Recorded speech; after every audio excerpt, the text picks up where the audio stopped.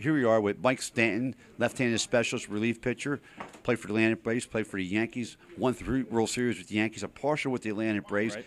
Now's in baseball and XM radio. Mike, how you doing, buddy? Oh, I'm doing great. Just trying to stay busy to keep myself out of trouble. Hey, you come to New York or see Caucus, New Jersey, right That's outside right. New York. Trouble could be waiting for you, brother. It could be, but I'm a little more used to the weather in the South now. I'm from Houston, living down there right now. So yeah, it's nice to come up, see the fans, hang out for a few minutes. What do you think about the Astros moving to the American League? I think that the city of Houston's not very happy about it. But I think once the season gets started, I think that they're going to get to see a lot different players come in, a lot different teams come in, and I think it's going to end up being no big deal. But Houston has a very strong National League draw to it, and it's going to take a little bit of time for them to get used to the American League. And they get the DH, so they don't have to worry about their pitcher hitting anymore in the American League. You got that? That is true. I know the pitchers probably aren't happy with that because that's an added out that they get to have during a game. Also, most pitchers like to swing the bat. So, did you like to swing the bat? Oh, I loved it. All pitchers think they can hit. Some can, some can't. That's true. That is true.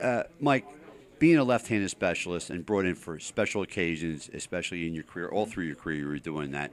What type of pressure was it to pitch in New York with the pinstripes on, the fans, the pressure situations that you were always in New York?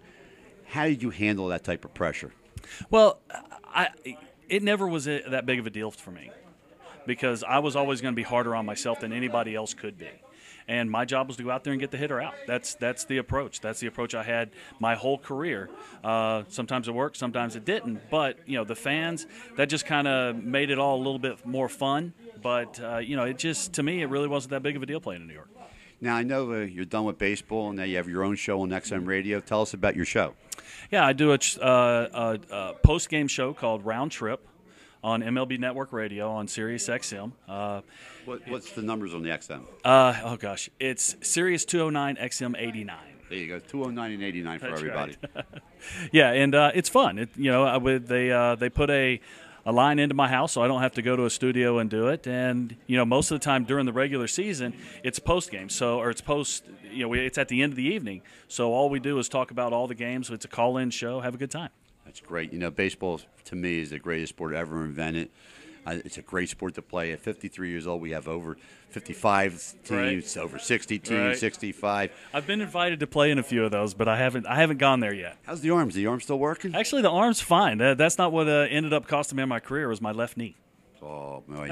You being a left-hander, you need in your knees to pitch anyway. Yeah. You got to have them going on. Well, Mike, you doing anything with kids? Yes, actually, I have a baseball academy down in Spring, Texas, Prime 9 Baseball Academy. Me and a couple other guys opened it up, and yeah, that's what we do. We cater to kids. We have, do private lessons. We have team cages. We're about to build a field in a complex. So yeah, good times. Fantastic. I always thought that the kids are the future of America, and we have to help them out as much as we possibly can. Getting them off the streets and bringing them into an organization where they have mentors like yourself and the players that are around you to get these kids around them in the forum, not to have them hanging on the corners or hanging with bad kids or have to be one of the guys and doing something they really don't want to do, but they're in something too deep, basically, and they don't have to say, I don't want to do this, because they'll say, oh, you're a chick, and da-da-da, and so forth and so on. Peer pressure, yeah. Yeah. And no, we do cater to all ages. The lessons that I do are from the smallest guys all the way up. I've even worked with some big league guys. So, it's pretty interesting. I thought when I was playing I knew what I was doing until I started trying to teach people and found out I knew absolutely nothing. Well, that's not so true. You're a good ball player. You don't hang around, get 3 World Series, and almost the 4th one, half of one in Atlanta, right. Just hanging around doing nothing. Mike, who was the toughest hitter you ever had to get out? You know what? That's a tough question. And later in my career, I'd have to say, to believe it or not, was Bobby Abreu. Bobby Abreu? Left-handed hitter. And the reason he was so tough is because he would just stand up there and take. I'd throw a fastball right down the middle, he would take it. And so as I got older, I started getting more involved in pitching and not just kind of throwing and, letting the big dog eat with the fastball. And so you're always trying to read the hitter, and you could never read him because he always just took the pitch. He was a very patient hitter. Very patient, yes. And a lot of walks in his career. He did, and a few of them off me. That's true.